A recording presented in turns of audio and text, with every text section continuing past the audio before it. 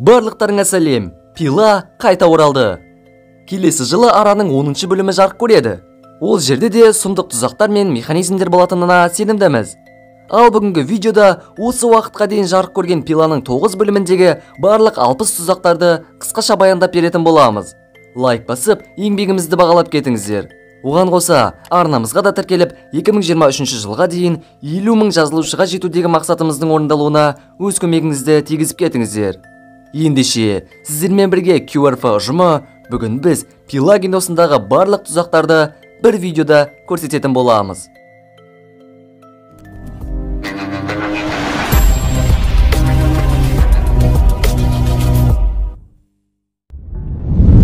Текенді тор. Жалаңаш адам сымға оралған күйі бір тордың ішінде тұрады. Оның мақсаты тордың ішінен 3 сағаттың ішінде шығуы қажет. Ал қалай шығу қажеттігін Пила айтпайды. Солай 3 сағаттан соң ол мәйітке айналады. Өлім ықтималдылығы 10-нан 10. Бұдан босап шығуға ешқандай мүмкіндік жоқ. Жаңғыз желе. Бір адам бөлмеде жалаңаш қамалып отыр.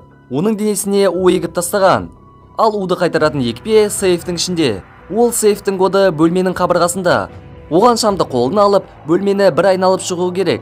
Бірақ бәрі оңай болмайды ғой.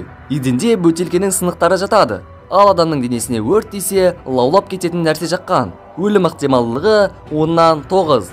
Қалған біреуі, бәлкім тапсырманы орындасаңыз, тірі қалатын шығарсыз. Бірақ тірі қалғанмен бөлмеден қалай шығатыны белгісіз. Аюдың ауызы.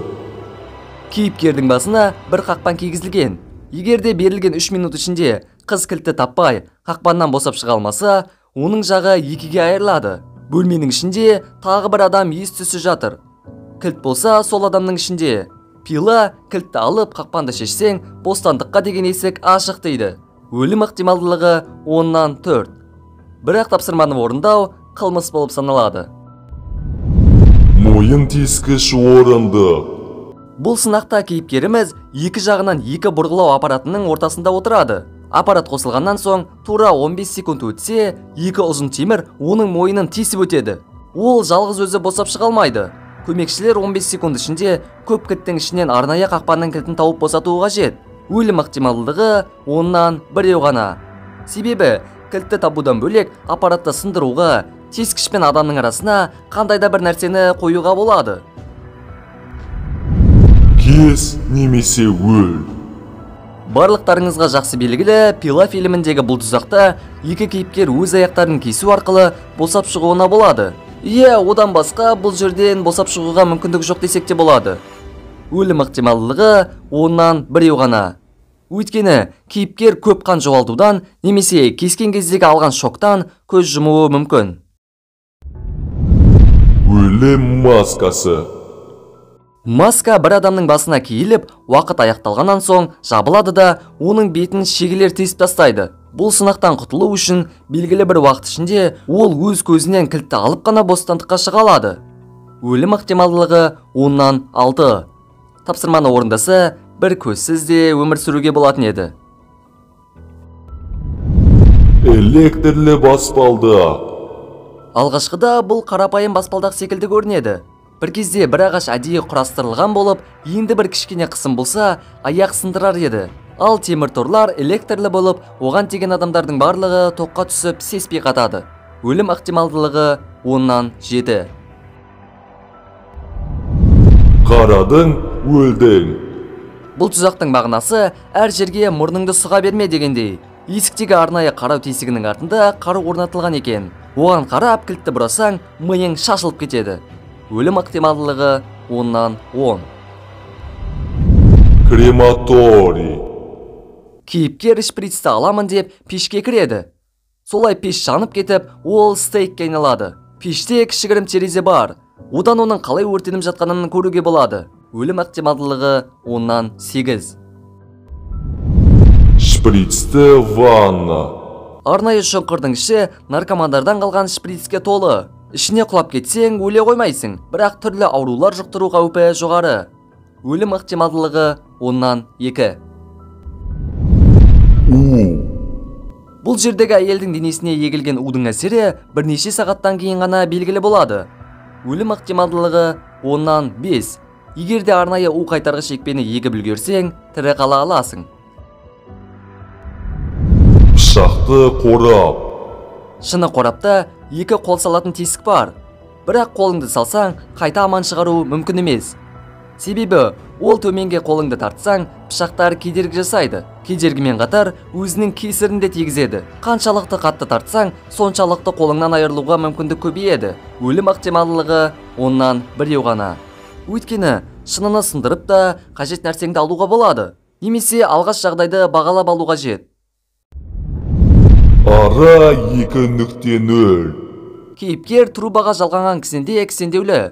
Жанында ештеңе жоқ. Босап шығу үшін аяғыңызды сындыру қажет. Сіз нені таңдар едіңіз? Айтқанымыздай босап шығу немесе сол жерде аштан өлу? Өлім ықтималдылығы 10-нан 8. Аяқта сындырып шыққанның өзінде ол бір бөлмеде қамауда отыр еді. Шынжырлы тұзақ. Бір адам белгісіз бөлмеде шынжырлармен байланған. Бір жаманы, шынжырлар оның әр дене мүшесіне бекітілген. Тек денесін тартып қана босап шыға алуға болады. Егерде белгілі бір уақыт ішінде үлгермесе, бомба жарылады. Өлім ықтималдылығы 10-нан 4. Бұлай жасасаңыз, әрине өте қатты ауырады. Бірақ өлім болу деңгейі орташа. Қышқылға қолыңды сал.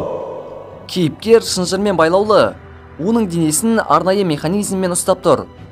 Егер тапсырма орындалмаса, денесін 2-ге бөліп жіберуге дайын.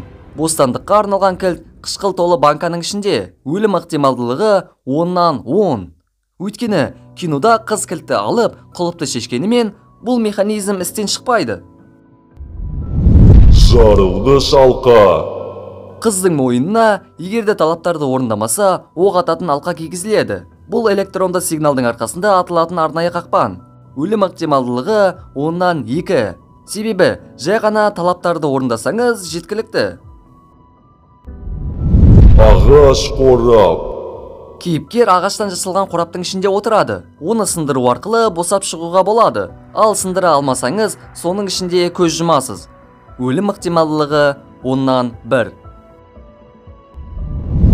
Тоңазытқыш.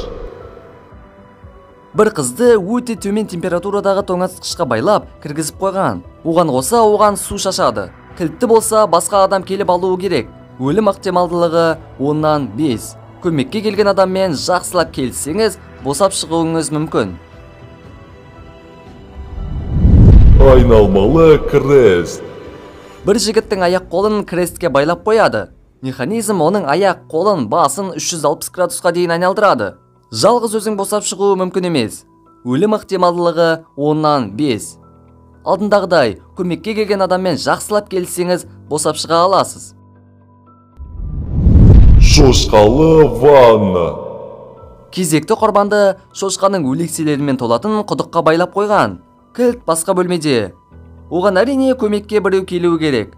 Өлім ықтималдылығы 10-нан 5. Тағы да бостандық керек болса, келісу керек. Арқан тартыс. Мойындары бір шынжырға жалғанған 2 адам бөлмеде жатады. Біреуінің көзін, екіншісінің аузын тігіп тастаған. Ортада ақырындап шынжырды тарта беретін механизм орналасқан. Бірінші адамда кілт болса, екіншісінде құлып бар. Өлім ықтималдылығы 10-нан 5. Аузыңды немесе көзіңді жыртып келісу керек. Тағы бір нұсқа, қандай да бір нәрсе тастап, механизмді бұзып тастауға болады. Бас қиғыш орындық. Қыздың шашы механизмге байланған. Ол шашты ақырындап тартып, бас терісін жұлғанша жұмыс жасай береді. Оны тек екінші адам құтқара алады. Өлім ықтималдылығы 10-нан 5. Механизмді істен шығару үшін тапсырманы екінші адам орындау керек. Немесе шашты кесіп тастаса да болады. Тұзақ төсек. Кейіпкерді арнайы механизмі бар төсекке байлап қойған. Солай оған батырма береді. Оны басса, оның аяғын немесе қолын жұлып алады, немесе көзін ойып алады. Өлім ықтималдылығы 10-нан 10. Басқа біреу құтқармаса мүмкіндік жоқ. Мұз әткеншек. Таразыға ұқсас жұптық механизм. Бір шетінде орындықта байлаулы біреу отыр. Егер оның жаны жартысынан асып кететін болса, тоқ соғылады. Екінші шетінде басқа адамды мойнынан асып қойыпты. Бірақ аяғының астында ақырындап ери беретін мұз бар. Өлім ықтималдылығы 10-нан 9. Бұл жерден көмек келмесе, екеуі шығып кетуі мүмкін емес. Робин Гуд. Ерлі зайыпты жұпты бір-біріне ұзын темірлердің арқасында жабыстырып қойыпты. Оларды өздері алып тастауға болады. Өлім ықтималдылығы 10-нан 3. Темірді алған соң жылдам арнайы көмекке жүгіну қажет. Ал көмекке жетен дегенше көп қан жоғалту да ғажап емес. Дротикті қуыршақ. Егерде қуыршақтың бетіне жақындай қалсаңыз, ол дротикпен оқ жаудырады. Өлім ықтималдылығы 10-нан 1. Жай ғана қуыршаққа жақындамауға тырыссаңыз болғаны. Пластикалық операция. Кейіпкер орындыққа байлаулы. Босатылып шығу үшін бетін пышақтармен кесуі қажет. Өлім ықтималдылығы 10-нан 5. -5 плюс өмір. Кесу үстелі. Кезекті құрбанды бір үстелге байлап қойған. Егер ол механизмді тоқтатпаса, пышақ оны екіге бөліп жібереді. Әр секунд сайын пышақ денеге жақындай түседі. Бұны тоқтату үшін келесі механизмге қолды салып, сындыруы қажет. Өлім ықтималдылығы 10-нан 8. Сізге ешкім көмектеспейді. Тек өзіңіз ғана осы қанды асхананың иесісіз. Су текшесі. Мысалы, сіздің басыңызды бір кубтың ішіне салып қойды. Оның ішінде ақырындап су тола береді. Ешқандай босап шығу үшін тапсырма айтылмаған. Өлім ықтималдылығы 10-нан 9. Егер ешкім көмекке келмесе, тұншығып қаласыз. Көмекке қазір біреу келеді-ау деген үмітпен тамағыңызға өткір нәрсе тығып, солай тыныстауға болады. Иттер үйі. 5 адамды бір бөлмеге, мойындарына жіп салып байлап қойған. Кілт олардың алдында тұр. Егер сіз өзіңіздің жібіңізді тартсаңыз, басқалардығы қысқарып, арттарында өткір жүзді пышақтар күтіп тұр. Өлім ықтималдылығы 10-нан 2. Жай ғана командамен жұмыс істеу керек. Аспашам. Келесі бөлмеде банкадан жасалған аспашамдар бар. Бірнеше банканың ішінен тек үшеуінде ғана кілт бар. Кілтпен есіктерді жылдам ашып, тығылып үлгеру керек. Уақыт аяқталған кезде бөлме жарылып кетеді. Өлім ықтималдылығы 10-нан 10. Электрлі ванна. Тағы да командалық жұмыс. Адамдар іштерінен біреуді таңдап, осы ваннаға жатқызады. Сол арқылы тоқ өткізіп, есікті ашу керек. Өлім ықтималдылығы 10-нан 10. Егер команда сізді таңдаса, жағдай қиын. Сондықтан ешкіммен ұрыспай жүріңіз.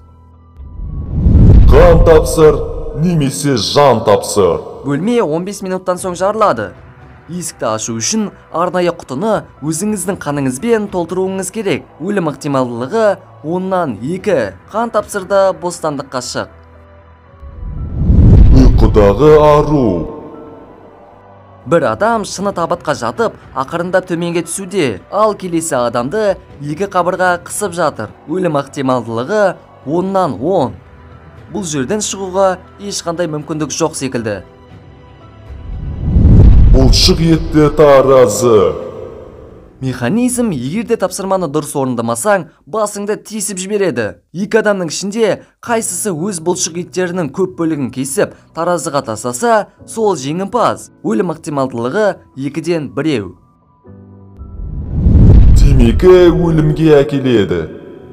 Джон Крамердің ең қиын құрылғыларының бірі. Екі адамның бетіне тыныс алу маскасын кигізген, және белінде металл қысқыш орнатылған. Кім демін ішінде ұзақ ұстайды, сол жеңеді. Өлім ықтималдылығы 2-ден 1. Бұнымен тұзақ таусылған жоқ.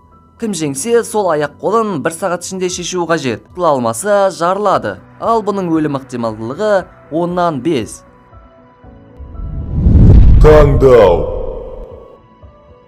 Екі құрбан платформада байлаулы тұрады. Платформаны үшінші адам ұстап тұр. Ол кімді өлтіріп, кімді қалдыру керектігін таңдауы қажет. Бұл ситуацияда ешқандай нәрсе жасай алмайсыз. Өлім ықтималдылығы 2-ден 1. Бу лабиринті.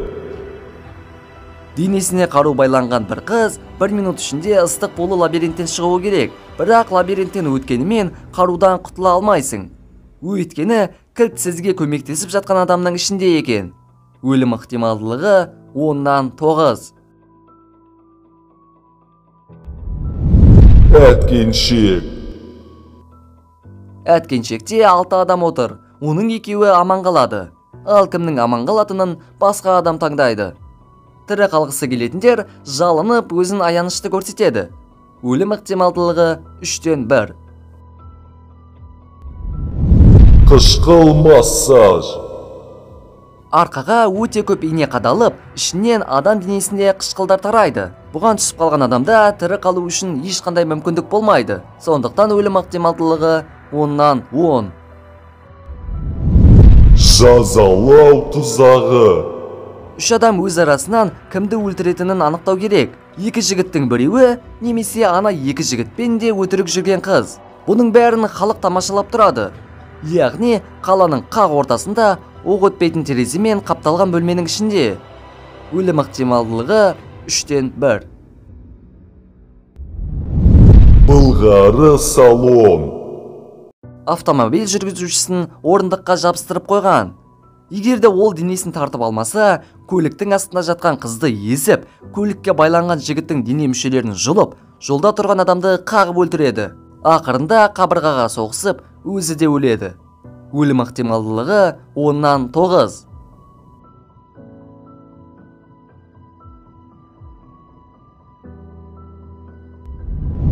Ілулі тор. Кейіпкер бір тордың ішінде тұр. Астында өткір пышақтар. Бір кезде тордың асты түсіп, ол сәл болмағанда өлердей болып қалады. Бірақ мынадан құтылу оңай. Жай ғана ақылыңды қосып, физиканы оқу керек. Өлім ықтималдылығы 10-нан 1. Тыныштық кілті. Құрбанның қолдарын байлап, бір механизмге отырғызған. Одан босап шығу кілті қыздың ішінде. Ал кілтті жіпті тартып қана ала аласың. Бірақ бөлмеде қатты дыбыс шығаруға болмайды. Өйткені қыздың мойынның 4 жағынан өткір инелер оны оған жақындай түседі. Өлім ықтималдылығы 10-нан 7. Бұндай жағдайда дыбыс шығармау мүмкін емес секілді. Соқыр ауру. Бұл механизм арнайы құрбанның көзі мен аузын ою үшін жасалған. Оны тоқтату үшін екінші адам қажет. Егерде ол өзін ең болмағанда 30 секунд шараласа, механизм тоқтайды. Өлім ықтималдылығы 10-нан 5. Құрбанның өмірі екінші адамның қолында. Соқыр еден. Бұған соқыр адам қатысқан. 1 минут ішінде дыбыстың арқасында ағаштары сынған жолдан өтуі керек. Одан соң кілтті ұстап, арқасындағын шешсе, бостандыққа шығады.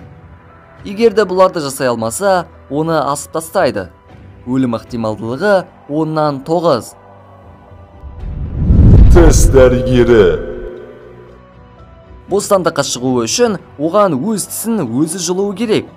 Өйткені есіктің коды оның тісінде жазылған екен. Қай тісте қандай сан тұрғаны оған көрсетілген. Өлім ықтималдылығы 10-нан 2.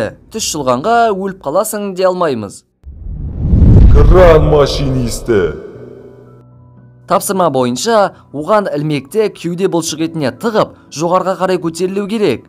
Өлім ықтималдылығы 10-нан 0. Бұндай жағдайларда тапсырманы орындаудың да керек жоқ қой. Кеудеге тықпай-ақ жоғарға көтерілсең де жеткілікті. Гриль. Қыз капсуланың ішінде қамалып қалады. Солай астынан от жанып, ешқандай шығуға мүмкіндіксіз өртеніп кетеді. Өлім ықтималдылығы 10-нан 10. Шелек бас киім. Құрбандардың басына шелек кигізіп, мойындарына шынжыр байлап қояды. Ал олардың алдарында электрлі аралар тұр. Бұл тұзақтан шығу оңай. Жай ғана денеңіздің кішкене бөлігін араға тигізесіз. Аралар тоқтайды, шелекті шеше саласыз. Өлім ықтималдылығы 10-нан 1. Аяқ сымдары. Сымдар құрбанның аяғын рычагты бұрамағанша тартып қыса береді. Ал рычаг қасында тұр. Тұзақ қауіпсіз, өлім ықтималдылығы 10-нан 0. Астық қоймасы. 2 адам бір бөлмеде қамалып қалады, ал төбелерінен астық төгіледі. Оларды құтқару үшін 3-ші адам рычагты бұрау керек. Өлім ықтималдылығы 10-нан 0. Ешқандай қауіптілігі жоқ. Егерде ол рычагты бұрамағанның өзінде төгіліп тұрған астық өзінің биіктігіне жетеді де тоқтап қалады. Тежегішсіз шұңқыр. Құрбанды аяғын жоғарыға қаратып байлап қояды. Оның астында аралар айналып тұрған шұңқыр бар. Егерде екінші адам мотоциклдің тежегішін баспаса, ол фаршқа айналады. Өлім ықтималдылығы 10-нан 8. Бір-бірде мотоциклдің дөңгелегін тоқтатқанымен аралар тоқтамайды. Керісінше мылтық. Құрбанның аяғын трубаға кісендеп тастау үйреншікті нәрсе секілді. Бірақ бұл жолы оған бір оқты мылтық беріледі. Бір қызығы, мылтық керісінше атады. Бірақ бұны ол қаруды атқаннан соң ғана барып біледі. Өлім ықтималдылығы 10-нан 5. Лазерлі алқа. Бір адамға лазерлі алқа тағылады. Егер ол өзінің күнәләрін түсінбесе, басы бірнеше бөлікке бөлініп қалады. Бұдан аман қалуы мүмкін емес. Сондықтан өлім ықтималдылығы 10-нан 10. Тіліңді тарт. Кезекті кейіпкерді темір жолдың ортасына тілін байлап қалдырып кеткен. Бұдан тек қана тіліңді үзіп қана босап шыға аласың. Өлім ықтималдылығы 10-нан 8. Ол өзінің тілін де үзді және оны пойызда қағып кетті. Электрлі пианино. Оның саусағына металл нәрселер кигізілген. Олар саусағын жұлынғанша тартады. Егер саусағын өзі үзбесе, оны тоқ соғып өлтіреді. Өлім ықтималдылығы 10-нан 3. Шыны дауыл. Адамды іліп қойған. Үлкен турбиналардың арқасында сынған шөлмектерді оған қарай жаудырады. Оны біреу құтқармайынша солай тұра береді. Өлім ықтималдылығы 10-нан 5. Пластикалық ота. Қызды үстелге байлап қойып, бетіне ыстық жанармай құяды. Ол адам көре алатын сұмдық ауырсынуды сезінеді. Өлім ықтималдылығы 10-нан 5. Оны ешкім құтқармаса, осылай өліп қалады. Донор қуыршақ. Бір адамды аспанға іліп қойып, оның тамырлары арқылы қан ала береді. Егер оны төменге түсіріп, шлангтарынан босатпаса, толықтай қанын жоғалтады. Бірақ оны төменге түсіргенімен механизм қайта іске қосылып кетеді. Ары қарай патыр-пұтыр атыс басталып, түсініспеушіліктер болады. Өлім ықтималдылығы 10-нан 10. Осылайша видеомыз аяқталды. Видеомыз ұнаса лайктарыңызды басып, арнамызға тіркеле кетейік. Бізде осымен осы. Ендеше, сіздермен бірге болған және әрдайым бірге болатын QRF ұжымы келесі видеоларда кездескенше.